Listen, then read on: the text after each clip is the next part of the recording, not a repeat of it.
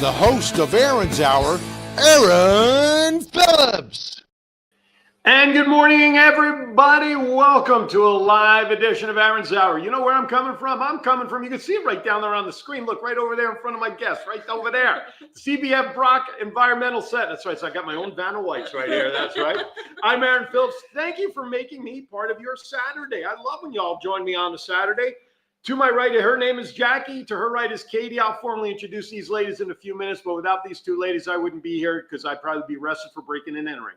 Anyway, thank you for watching us, whether you're on Facebook. I appreciate it. Of course, you got two pages there, Worldwide Digital Broadcasting, WWDB-TV Las Vegas, and of course, you're already watching on Aaron's Hour. Or if you like YouTube, don't be shy. You can go over to YouTube on the same two channels, Aaron's Hour Show or WWDB TV. But if you like Roku, you know in a couple of days it'll be up there.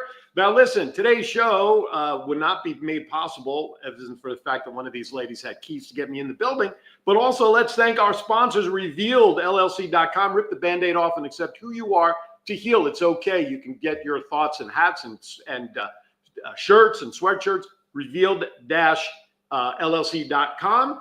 The Voice, Hall of Fame merchandise, check out if you want to dress like an entertainer and a Hall of Famer. All of my logos and all the shows I've been part of, simply go to VB Stores, thevoice.qbstores.com for all your merchandise. Tidewater Community College, from here, go anywhere. Rustic Reclaimed Design for all your engraving needs, whether it's on wood, metal. I even got a rock engraved by them. And Think Energy. You want to start saving money on your energy bill? You can either build like the Brock Environmental Center did, which is quite a tour. I got to tour this place, and this place has set standards that they had to rewrite codes on how to get this thing going and doing it. I mean, just think of one word by the time we're done, ladies and gentlemen. You know, for those of you who are as old as I am and John, Groucho Marx used to have a word of the day. Oysters is going to be the word of the day, and oyster shells will be the other word of the day. I want to thank all of our sponsors for tuning in. Not really too much going on for me to talk about because I want to save all my time for the ladies today. And you'll notice in the upper corner above my head, look, I did it right the first time. WVBV-TV, W Virginia Beach, Virginia. That is the affiliate network that I am going to be continuing to grow here as an affiliate network to WWDB-TV and John in Las Vegas. So normally, I do bring John into chat. But because of the setup here, and maybe it's a good thing, I can't hear John for a change. So for me, so he's going to just pop in and say, right, see, there you go. Yeah, a picture's worth 1,000 words. All right, let me introduce my guests here today. To my right, this is Jackie Shannon. She is from Winston-Salem, North Carolina. She's got some big, long title here that she's in charge of some Hampton Roads, restoration stuff. I don't know. She'll talk about it. That's all. I really only asked for this so I get their names right. That's really all that is. And Katie Grigsby, who I met a couple of weeks ago. She was a guest speaker at the Kiwanis Club in Town Center, and I was there with someone who was looking into Kiwanis, and I was enthralled with the project, so I went up there as shy as I am. And I said, Katie, would you like to come on my show? We can talk a little more about this. So good morning, ladies. Welcome. Thank you. Glad to be here. Thank you for getting up on listen, I really wanted to do a window scene, but it is so misty and foggy and gray, and you know what? I didn't want to do that for my bones. So we're inside in one of their big meeting rooms here at the Environmental Center. Let's talk about our back. Do you guys know much about the backdrop back here? This is beautiful. So it is a local artist. I don't quite remember her name, but I think that I think it's back there on that piece of paper. Oh, it is. Can you see it? This is live shows, folks. See how we just shuck and groove with stuff around here. Inga cloth. But it's really nice though. Yeah, and are those supposed to be like oyster shells in the brown little chunks there? They those are. things? They're carved, and I'm not 100% sure this, but I think that the wood that she has on here is actually from A live oak. the live oak. Live Yeah, oak. Oh, okay. here. There you go. Yeah. So she's got the seagull, she's got the mountain range back there and forest, and what's that? The Australian animal there in the third piece over. That's an otter. That's an otter? Yeah. Okay, that's not Australian. That's an otter. What's the sloth? That's what I was thinking of. That looked like the sloth. Anyway, good stuff down here. So we are today. Listen, there's a lot of projects going on down here. And you wouldn't necessarily think it to be the case simply because of the fact that, this is part of the world. You got water, you got the Chesapeake Bay, you got the Atlantic Ocean nearby. You think, water everywhere. But those in Las Vegas and the West Coast, we know the water is very sparse in a lot of areas. So believe it or not, as you can see by the hat on my head, Save the Bay. That's right. Save the Bay. These ladies were kind enough to provide me a hat. They just happen to know I'm a hat guy. So these ladies are involved with projects that help support the community in the area about saving the bay and the environment and everything else. And you guys gave me a tour before we went on the air. This is that's magnificent what we went out there to see. I mean, oyster shells by the forever. Like, do they ever stop? Johnson, we'll show some pictures in a few minutes. What does that say? Oh yeah, you have the clip. So why don't we go to the clip? Sure. I took the video off the website. It's about 2 minutes and change. Then we'll come back and get into it. John, roll the clip, please, sir.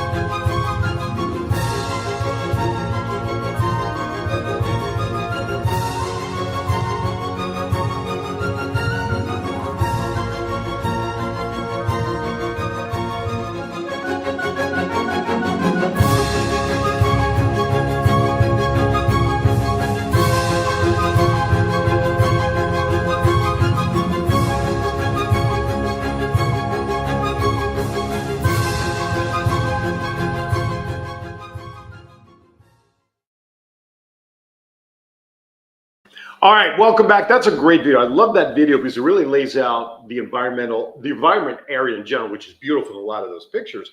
But the same token, there's some pictures there that brings reality. So talk about that video and what the message is that we want to make sure goes out to people when they see that.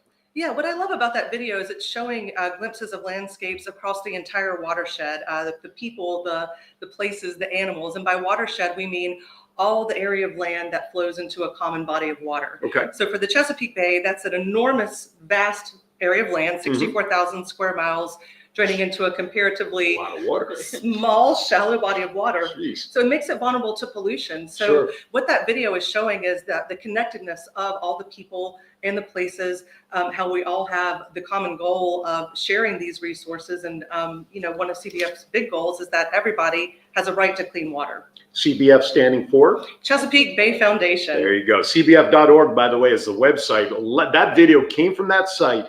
But more importantly, all the events and volunteer opportunities, even if you're on vacation and you want something different to do, you don't want to just hang out in your hotel room because today you certainly are not sitting by the beach, or come on out. They've got events going on all the time. It's a great park to even go through on your own. It gives some self-guided tours. I went out on the barge, which you can't have access to, which again, I had my escorts here, to really see what this place is really about. It's magnificent. How long has this been? When did this get started? Let's talk about real quickly the history of it. The Brock Center. Yeah, the whole project maybe. You tell me how you want to chronologically break down the history of what goes on here. It was built in 2014, correct? Right, we just celebrated 10 years. Oh wow, okay, Mhm. okay. Yeah. And how did this concept get started? Why did this get started? I mean, we saw the video and we know that, but somebody had to have an idea saying, let's build this center that houses all of this. You guys know the history about how it just came to fruition? Yes. They're well informed, folks, really. It's a great story. It's a great story. Let's start talking. With Chesapeake Bay Foundation, we're headquartered in Annapolis. This whole organization started in 1964 as a response to a grassroots effort to clean water. Okay. Save the Bay, 3 simple words, but a very daunting task. Sure. So over the years, we've grown. 50 years of environmental education was just celebrated recently. This building, as Katie mentioned, is about 10 years old now. And this area of land that we're on, you mentioned we're surrounded by parks and amazing nature. It was slated to be about 1,200 condominiums. So in 2008, fortunately or fortunately, there was a little bit of an economic crisis. The housing company, the development company went bankrupt, and this landscape became available for a very reasonable price. So Chesapeake Bay Foundation, City of Virginia Beach, other community stakeholders pitched in to put this area into an easement. So Rock Environmental Center is a very small footprint on about 113 acres of maritime forest, really one of the last very natural landscapes that we have in Virginia Beach. It's a very urban area. And then 10 years ago, this place opened up and really set the bar, as you were explaining to me, about just the building and what it does and everything else. Yeah, so it's a LEED certified platinum building, and then it also has a Living Building Challenge certification as Which well. means what? Living Building Challenge is basically like taking so you had the platinum kind of standard, and then it's basically like going the A++ level of like taking it and actually. It's like winning the Oscar. Yeah, basically, like you're kind of just going above and beyond to ensure that the building and everything that you're actually putting into this environment is actually not going to be harmful and actually putting back into the systems as well. I've never left the restroom having to put sawdust in the toilet. Yes. Just leave it at that. Yeah. We don't let anything go to waste here. No, you can't do that. Okay, so just to share that point, and when I came in earlier today, we were setting up in here, and Katie asked me if I wanted some water. I said, sure, a glass of water, bottle, whatever you have. And she says, it's rainwater. Okay, John, I want you to come on camera. I know I can't hear you, but I know you have vast experiences in life. If you've ever had an opportunity, he must have fallen asleep or his meds didn't. There he is, with a thumbs up. Yeah, Riggs, I know I'm number one in your heart, John. It's okay. Have you ever had rainwater? Did you ever drink recycled rainwater in your life? You have. I was going to say, where was that? It's not like I can hear you. Yeah, right. Oh, twice you've had it. Oh, during your wartime. No. Yeah. Can I see that again? You're good at charades. Can I twice? You do? When was it? I want to see your charade again. Sounds like, acts like, what? Yeah, I know. I'm going to get a nasty message now. Okay, so he did it. So John is a Marine. You never say former Marine to anybody, but John is a Marine. Always proud of his service. Thank you, John. So this is rainwater, ladies and gentlemen, and I'll tell you what, it's good. We should send gallons of this back to John so we can go pour it in Lake Mead for them out there, because they don't get it right. There you go. Vegas only barely gets 5 inches of rain a year. Wow. That's it. When I moved here last year in June, I think from June 14th to June 30th, I saw more rain in those 2 weeks than I did in 27 years in Las Vegas combined. I believe it. Yeah. All right. So we do have a couple projects that I know we want to talk about, because we had fun talking about the oysters and all that stuff, but you have the Hampton Roads urban restoration events. There's all sorts of signups. We've got all of that. I want to talk about that on the other side of a break when we come back. So John, if you would, let's go to break. You're watching Aaron's Hour. I am down here at the Brock Environmental Center. We are here at the Chesapeake Bay Foundation talking about saving the Bay. Don't go anymore. Go anywhere. We have more. See, I'm combining words with my friends here. We'll be right back. With an award-winning and dedicated faculty and 4 beautiful campuses, Tidewater Community College proudly serves nearly 25,000 students a year, 48% of whom pursue degrees that let them transfer to 4-year institutions. At Tidewater Community College, 65% of our students attend part-time, so they can earn while they learn, and 1/3 of our students are military-related. Enroll today at Tidewater Community College. From here, go anywhere.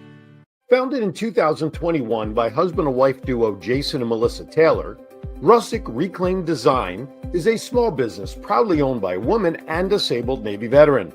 Rustic Reclaimed Design specializes in custom handmade and laser engraved products.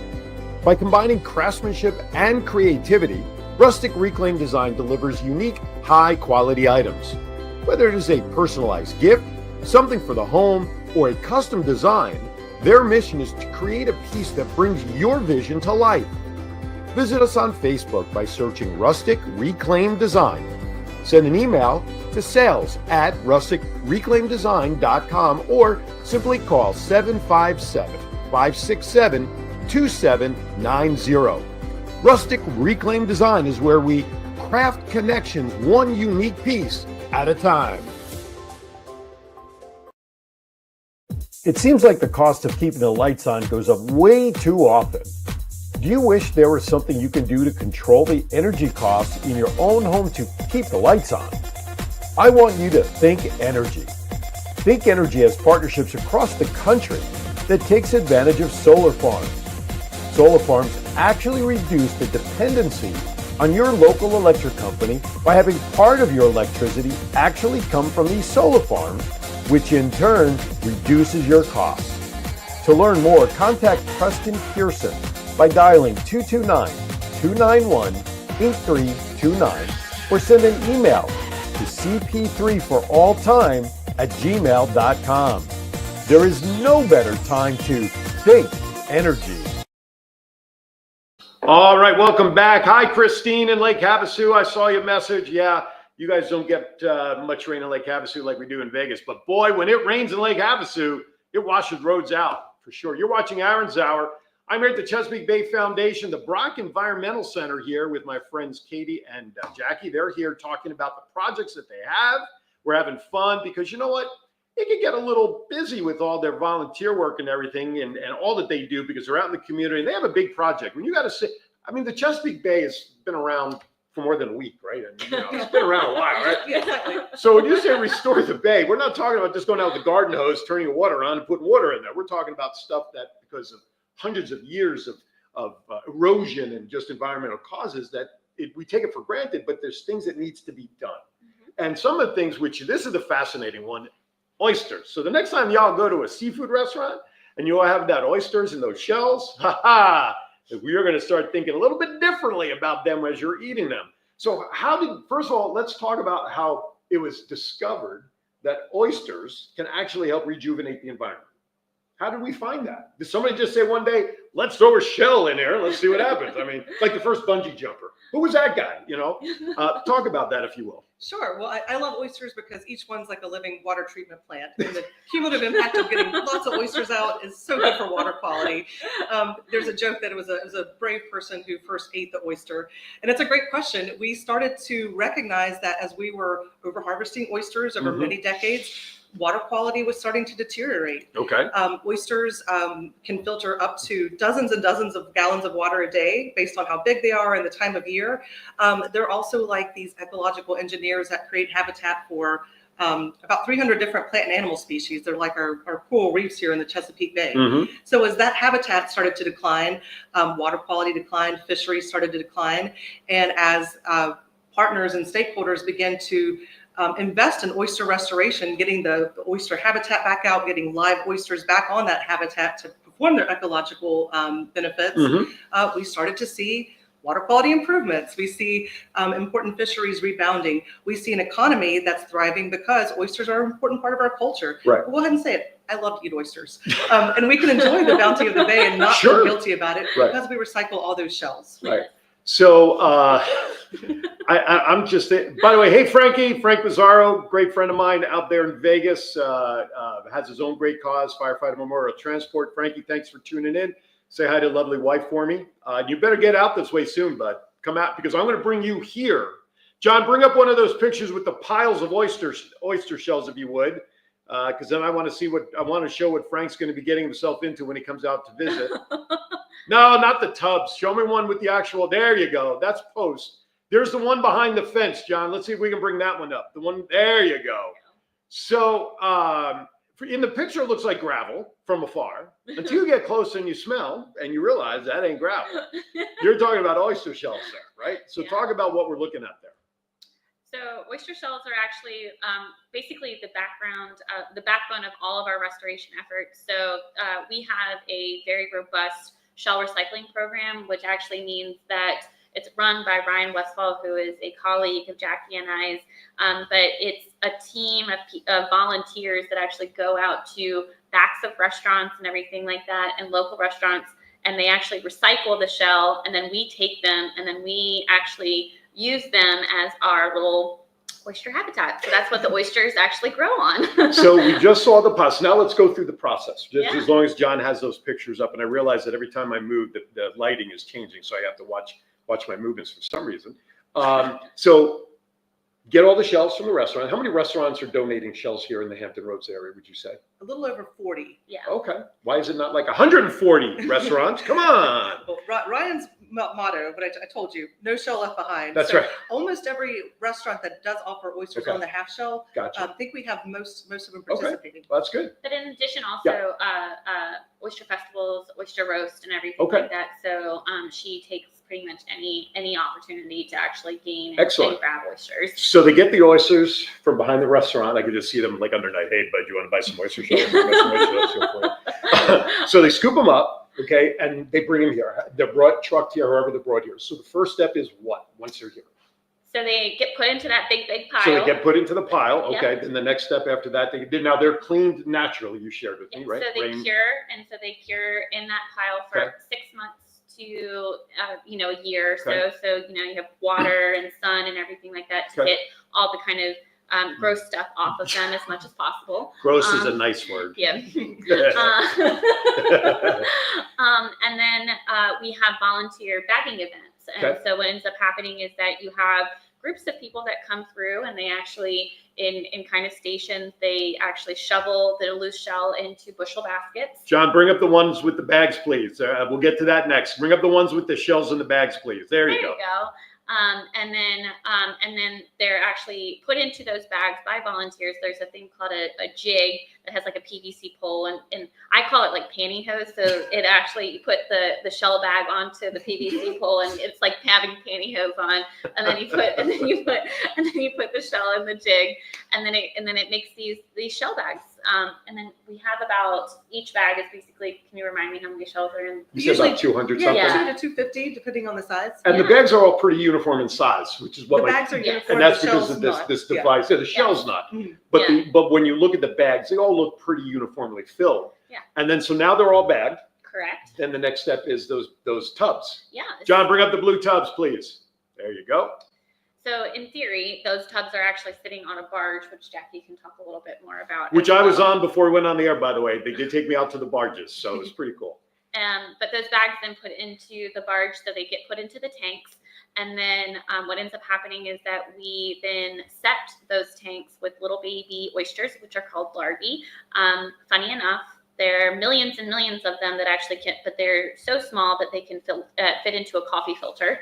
And so, Jackie always says it's almost like Christmas morning every time we actually get the larvae, because Right. all staff just like full go out. Everybody drops everything they're doing, and we just put the larvae in the tanks. It's so much fun to kind of watch the oysters actually attach. And then we actually have a couple different programs that we use those shells for as well. So yeah. Okay. So they're done in the rounds, they go out on the barges, and then from that point, they're set out to their home, more or less.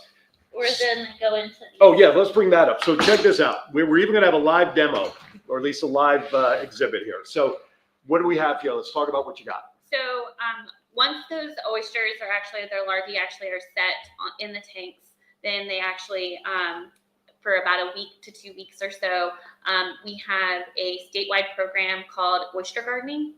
Statewide meaning that, it's open to people that have access to water, or we work really hard to have public locations for people to be able to do this. We actually go around and people either get a cage like this, and then they can actually grow their own oysters for about a year. Jackie says that it's kind of like having a step above having a pet rock, kind of thing like that.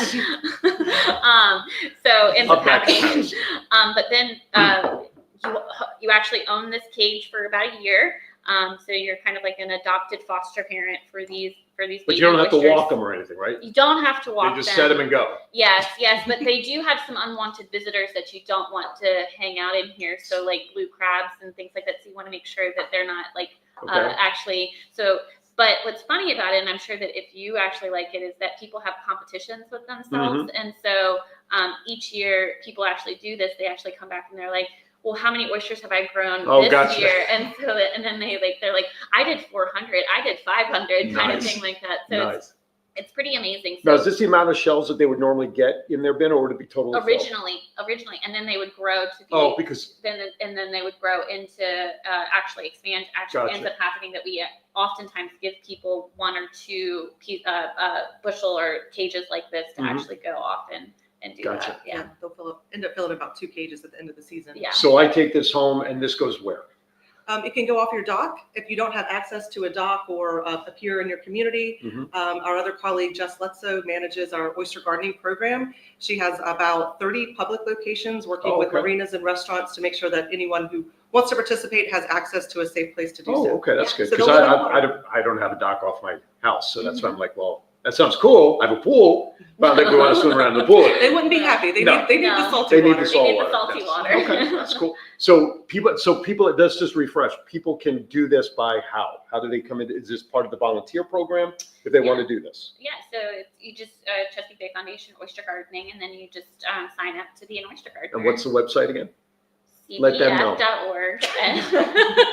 Is there a particular tab for it? I think you just go and you can whatever Google Chesapeake Bay Foundation Oyster Gardening.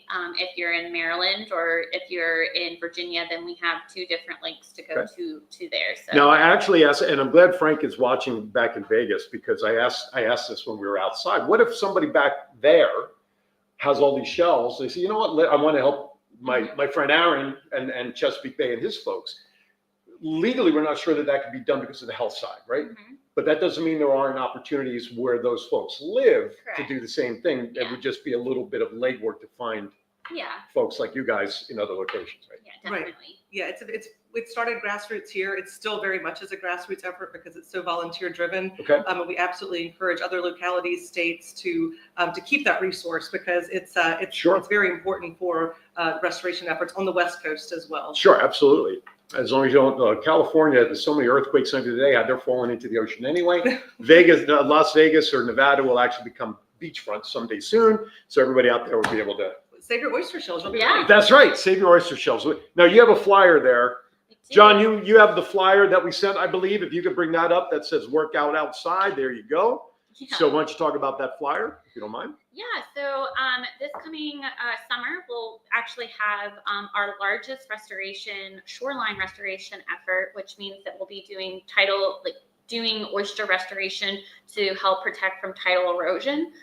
So we will be installing 1,000 linear foot shoreline, all by volunteer labor. So there's going to be 5,000 concrete blocks of oyster castles, 750 bushels of oyster shell, a lot of good giggles and laughs and everything like that. So I want to know why in the yellow banner it says put your fitness skills to the test. Yeah. Why is that part in there?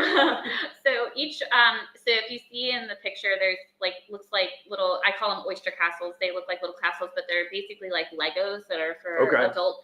Each one of those are about 30 pounds each. And Oh, so okay. so we'll have to move 5,000 of those Oh, down to the shoreline. So we'll move about 350 to 400 a day, and we'll be doing that over 14 days.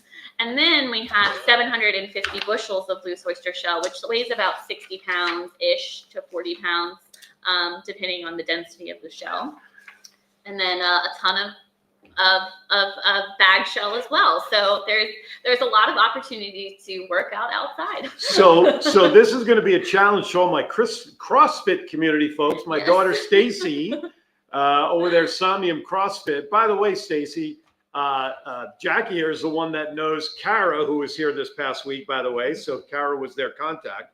And my folks over at Dropbox CrossFit, where I attend, if you simply go to cbf.org/pinecone, which is kind of ironic that you're not dealing with pine cones, you're dealing with oyster shells. Yeah, there's a lot of pine trees. That's on the true. There are. property. I noticed that. I was trying to get away from that. You'll notice that there are the event registration along with a plethora of registration dates Yes. that y'all can select from. They're mostly, let's see, Thursday, Fridays, Mondays, Tuesdays. Any on weekends? I see they're all weekdays and some rain days. but- There are mostly all on weekdays because I have to have some time not of doing work. So, But why? so- But why would that be? Weed. I don't live. I don't live and die by this. I don't Oh, what you're saying is you have work-life balance, is what you're saying. I'm trying. Okay, gotcha. It's an effort. So the first one is coming up May 5th, by the way, Thursday from 10 a.m. to 2 p.m. or Friday, May 9th, 11 a.m. to 3 p.m. So you're talking 4-hour shifts, but you can sign up for more than one if you don't want to. If you want that extra workout, okay? So think about it, CrossFitters. You got your squats, you're going to have your deadlifts, right? You got your farmer carries and all that stuff. Come on, let's do this. Maybe we'll see what we can do with that. All right, let's step aside for break number 2, John. We're at the bottom of the hour. Aaron's Hours coming to you live from the Brock Environmental Center, the Chesapeake Bay Foundation. We're talking restoration and oysters. Go figure that for a conversation. Hey, don't go anywhere. We'll be right back. Have you ever wanted to dress like a Hall of Fame broadcaster, but didn't know where to begin? In 2018, Aaron Phillips was inducted in the Las Vegas Entertainers Hall of Fame, and The Voice was born. Aaron has been part of many successful podcast programs, and branding those programs plays a vital role. Visit thevoice.qbstores.com and order the latest embroidered products featuring the logos of many of Aaron's shows. Discounts and flat shipping rates are available on all orders, regardless of quantity, on men's, women's, and kids' apparel, and many accessories. Visit thevoice.qbstores.com and let Aaron's voice speak to you. To reveal means to make something, secret or hidden, publicly or generally known. The phrase, covering the wound doesn't stop the hurt, can be applied to any situation and is based on individual experiences. This phrase is not a solution, but our goal is that it inspires you to acknowledge the wounds you've been covering far too long. These words are meant to help you to unlock your inner strength to begin the process of self-healing. Whether you like hoodies, t-shirts, hats, or jogger sets, go to reveal-llc.com now and order what you need to remind you that it's okay to rip off the Band-Aid to begin to heal. Anything above, like, knee-high boots, we'll have gloves and things like that. But yeah, so. I'm from Vegas. What would I have boots up to here for? For the days at the sandcastles? It just means that you actually. Oh, hey, welcome back. We're back. We're talking about the pine cone oyster thing. There was something else that's going on the first day on May 8th. Why don't you talk about? That's what we were talking about. Yeah, what were we doing? Talking about the May 8th. There's something special, extra going on. Yeah, so I think that this is really important, really exciting. The reason why Jackie and I are together, so is that it'll be our first time that both of our programs are actually doing an implementation of the project coincides. So a lot of times, there's not a connectivity between the subtitle, which means that it's not exposed during low tide, versus the intertidal, which is where I work, which is exposed at low tide. And so we'll actually be transplanting a lot of the live oysters that are within my project footprint, so they don't get damaged or hurt or anything like that, onto Jackie's project, which is so cool. And so there's a lot of co-benefits and environmental positivity around kind of having our projects kind of work literally offshore from each other. So, and this is the first time ever that we're actually doing that. So now it's limited. See, I got an inclination that space is limited for registration to help. It is, yes. Okay. So it just because we have limited equipment for things, but May 8th and 9th, the dates that will start, will be the days that have the most availability. Because which is how many people can sign up max? Will be about 20 to 30 people can sign up for those days. Just kind of depending on, just how much people actually have their own equipment that can bring in. So tall boots, gloves, those different types of stuff. If you're coming and you're interested, you're going to want and be comfortable getting muddy and being a little kind of uncomfortable in the comfortable. Think in the Survivor, uncomfortable. folks. Think Survivor. If you watch Survivor when they go in the mud underneath the netting and stuff. I think you had actually, when I saw you at the Kiwanis meet, I think you had a couple of pictures. It may not have been with oyster shells, but people were muddy in some of the pictures you put up. It's a standard if you're going to come volunteer with me or Getting Jackie. dirty. That dirty is just gonna happen. Right. What's the weather like in May? That time of year, is it warm? Is it like It's shorts and comfortable. tank tops, or people come in jeans with the boots over it? I mean, what's the best wear to be in the water to do this or in the mud? I always tell people. I'm asking for a friend, by the way. Yeah, I always tell people maybe not jeans. Okay. But Sweatpants, maybe I think what I always say is wear things that you don't mind getting dirty. and that you'll never wear again afterwards. Yes, but I also do recommend people, you are going to be in the sun, pretty exposed and things like that. So sunscreen. I always wear like if you have like a sun shirt or something like that, that's long sleeve. Just because if you know what a bushel basket is, you're generally carrying that on your arm, so it's not abrasive towards your skin or Right. anything like that. But You guys providing lunch, and don't say oysters on the half shell. No, No. lunch, but I do always bring oranges and apples Well, that's and good. water, That's good. and it's kind of like going to soccer camp a little bit. Soccer moms. Soccer moms. By the way, do you know what the mission is of what you guys do? Do you know the actual mission that's on your website? Wow. Wow, putting this on the spot. In case they forgot, save the bay and its waterways by educating, uniting, and inspiring people to take action. The vision: a healthy and resilient Chesapeake Bay ecosystem where people, plants, and animals thrive together. But you know what the best part is of everything we're talking about, seriously, is as we're sitting here, first of all, I hope you all realize how much fun we're having just having this conversation. But when you consider the amount of work of thousands and thousands and 4,700 oyster castles you were talking, 1,000 linear feet to put this stuff in, a lot of stuff is going. It's a fun project.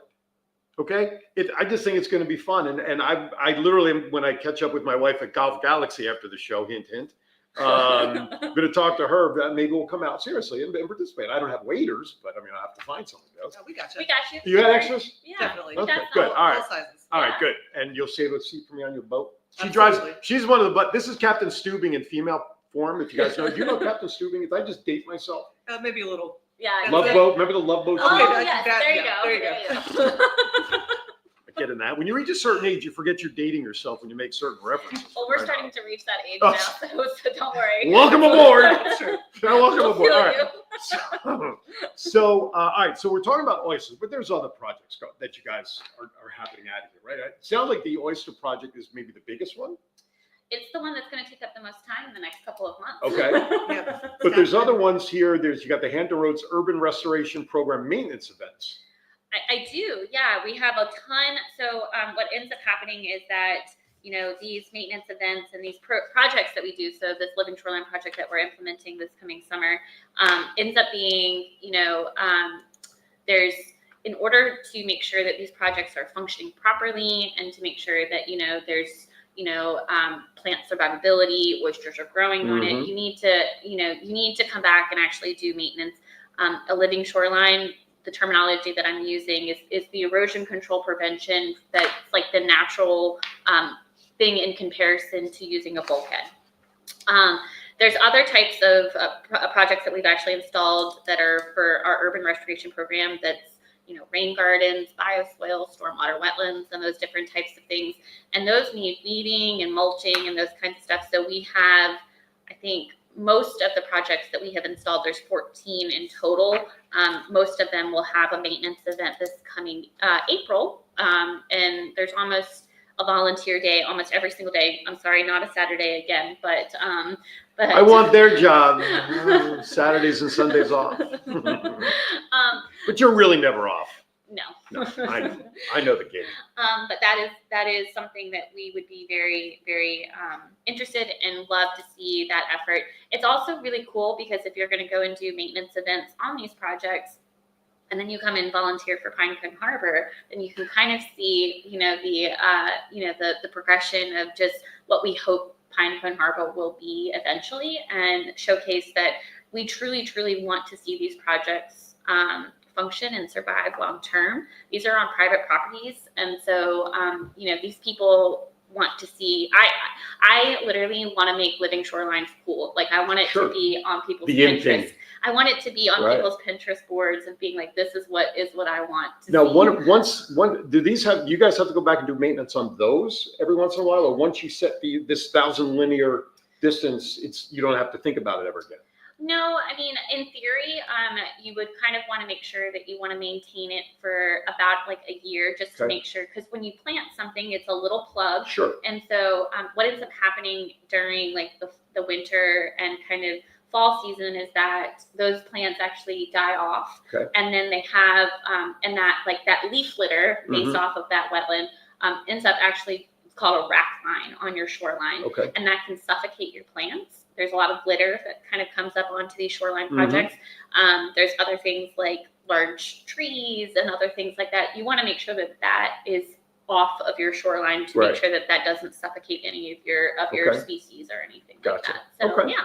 So for those maintenance projects, you can go to cbf.org Mhm, /events mhm. /Virginia /Norfolk community garden maintenance events. Rolls off the tongue. Wow, that So, makes it really easy. In case you didn't get any of that, just make sure you go back and watch the show again right at about the 40-minute mark, and you'll be able to catch it. No, seriously, just go to cbf.org. Everything you need there is under events. And again, registrations there. The list I have is, like you said, really just from April 1st through the end of the month, just April. Some of them are I saw an elementary school gardens, a couple, so you can help out there as well. So there's a lot of stuff going on. Now, John, I want to go to our third break a few minutes early so that we can wrap up and do the last break in plenty of time. So don't go anywhere. I got more to talk about with the ladies, about the projects here. You're watching Aaron's Hour. We'll be right back. Your path to a meaningful career begins at Tidewater Community College. We're here to help you every step of the way, from application to financial aid, to helping you transfer to the four-year college of your choice, and even placement in in-demand careers. Whether you're looking to transition from the military, want to go part-time while you work, or make a full-time career change, TCC is here for you with multiple campuses throughout the region. Enroll today at Tidewater Community College. From here, go anywhere. To reveal means to make something, secret or hidden, publicly or generally known. The phrase, covering the wound doesn't stop the hurt, can be applied to any situation and is based on individual experiences. This phrase is not a solution, but our goal is that it inspires you to acknowledge the wounds you've been covering far too long. These words are meant to help you to unlock your inner strength to begin the process of self-healing.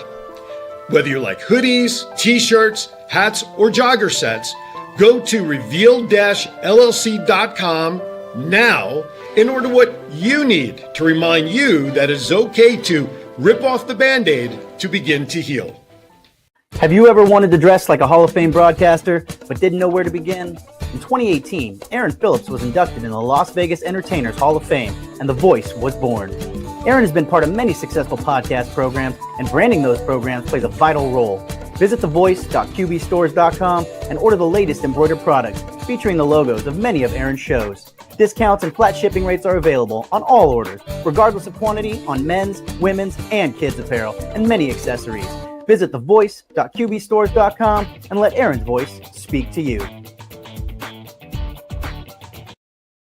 All right, welcome back to Aaron's Hour. We are live here at the Chesapeake Bay Foundation Brock Environmental Center. Now, there's some other things going on around here. It's not all oysters and fun around here. You have a project going on, though, that you want to make sure we talk about. So let's talk about it. Let's go. What do we got going on? So I'll be Let's go. Katie's going to be on the land side. I'll be on the water side. Okay, I want to be We'll with you on the water high side. five in the middle. But I'll be working on the oyster piece. And Okay. we're focusing on Hampton River, which is in the lower peninsula of Virginia. Most of the projects we're talking about are throughout the Hampton Roads region. Okay. And so we have been working with Hampton University for about 10 years now to understand the existing oyster population in the river. Okay. And so we can add to it.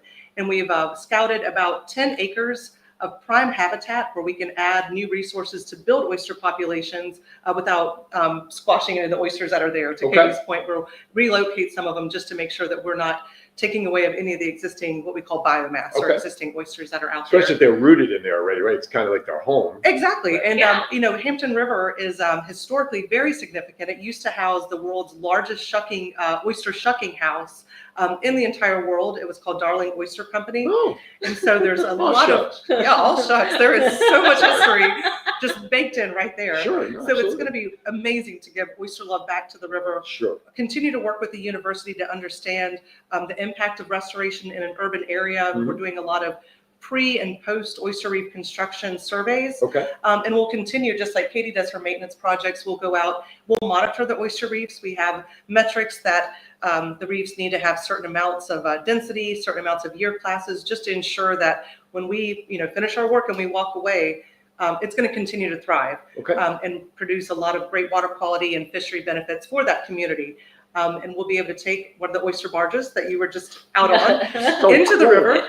We'll be a presence in that community physically, Okay. utilizing the water quality for setting up our little baby oysters for for just getting spoiled before they go to their forever home, Sure. which will be those new oyster reefs. And that's happening at the same time? Happening the same time. That's It's the going to get a two-part little bit of a project, head right? start on me. Right, okay, that's that same day, okay. Yeah. So, all right, so let's get down to brass tacks here. CFB.org is the Wayne website, right? CBF. See, what did I say? CBF? Yeah. CFB? CFB. What they say, Foundation. CBF, there, it's right there on the bottom, CBF, just put it .org after CBF. There you go. Okay, so people can go online, they can make donations, correct? There's a donation button, Yes. right? You wouldn't argue if anybody out there does that, right? Nope. And it just goes, Nope. can they earmark funding for, if someone wants to go on right now and make a donation, can they earmark it for a project? Or those donations online, do they just go into a general basket and somebody upstairs says, okay, you guys get this money? Can they, anybody earmark a donation? I think it depends on a threshold Okay. of that, but all efforts go towards Sure. Okay. everything that we do. So when you're watching this and you're outside of the area of literally donating your shells and you want to make a financial donation to allow these ladies and their projects do what they need to be done, please don't hesitate to do that. Now, if they would like to contact either one of you, they can still probably do that through the website. Absolutely. But you want to give a contact information, an email or phone number or something if somebody wants to get you guys direct. Sure. Jackie Shannon, I'm the Virginia Oyster Restoration Manager. You can reach me at jshannon, SHANNON, at cbf.org. And I'm Katie Grigsby. I'm the restoration coordinator here in Hampton Roads. And you can reach me at Grigsby, GRIGSBY @cbf.org. Or just go to the website, cbf.org, check them all out. Everybody is there. Now, I have a sneaky feeling we'll be hearing more from these ladies as time goes on, especially if yours truly and his significant other decides to go out and get muddy on May 8th. But even if not, we've talked about ways to kind of keep everybody informed of what's going on here. And I think it's a wonderful project. And again, the thing I love about this is the first time I'm exposed to anything like this kind of project. And I think it's wonderful. I think it's a great like you keep using the words grassroots before to get this stuff going. And when people can give back to their own environment, but the nice thing is you don't have to just be from this area to help this environment, because we get vacationers down here, right? We get people from all over to come to the waterside. You know what? There's places in this town that you can do things that, you don't just have to sit on the beach all day long and tan and have a beer, although that's nothing wrong with that. Don't get me wrong. But, if you're looking for something to do, this is a great place to come to say, I did something different when I was in Virginia Beach. I went and checked this out and I did this oyster thing that I'll never be able to order seafood again.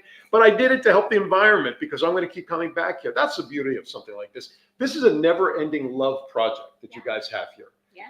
And I just hope that people will see this and embrace it no matter where you are watching it, whether it's here, maybe it gives you, if I can use the word that you were using before, spawning an idea to maybe have something like this done in your area where maybe you have some environmental issues. If nothing else, these ladies could be a resource for folks out there in other parts of the world watching this to maybe give you some guidance and directions to maybe how to start a little project for all you Kiwanian friends of mine out there across the world that want to do something local that are in the sea areas of your communities. There's great opportunity to mirror what these ladies are doing here, wherever you are, if the opportunity presents itself. All right.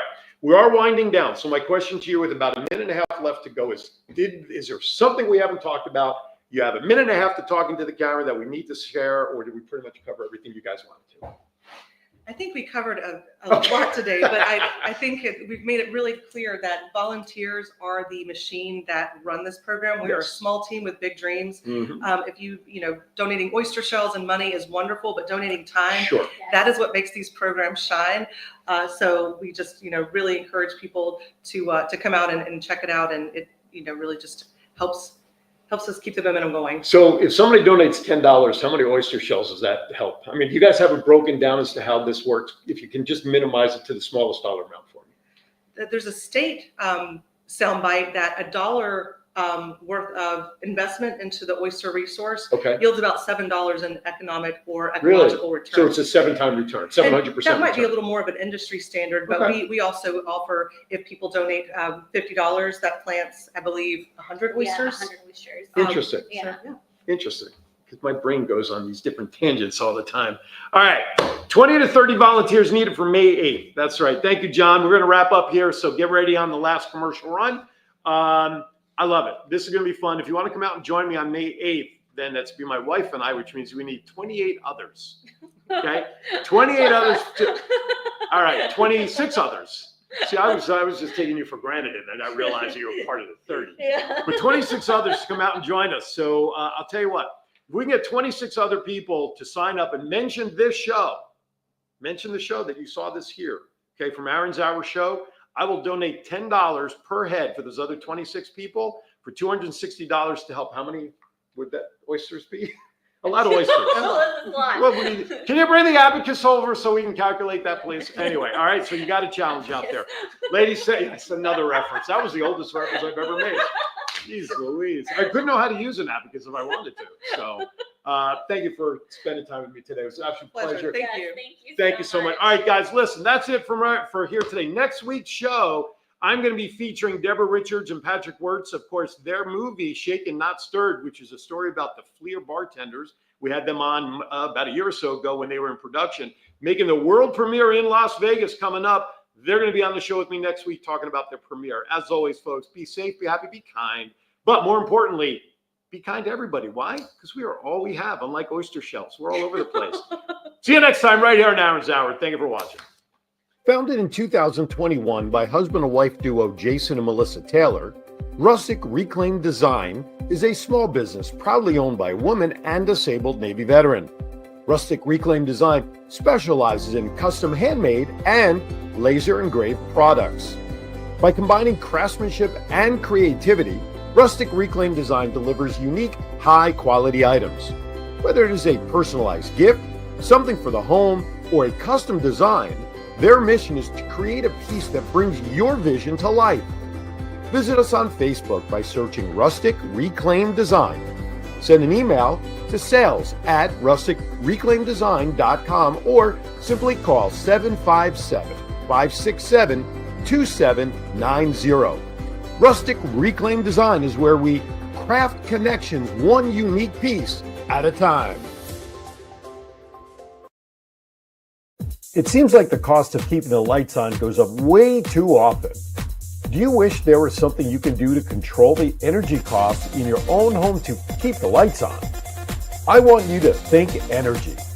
Think Energy has partnerships across the country that takes advantage of solar farms. Solar farms actually reduce the dependency on your local electric company by having part of your electricity actually come from these solar farms, which in turn reduces your costs. To learn more, contact Preston Pearson by dialing 229-291-8329 or send an email to cp3foralltime@gmail.com. There is no better time to think energy.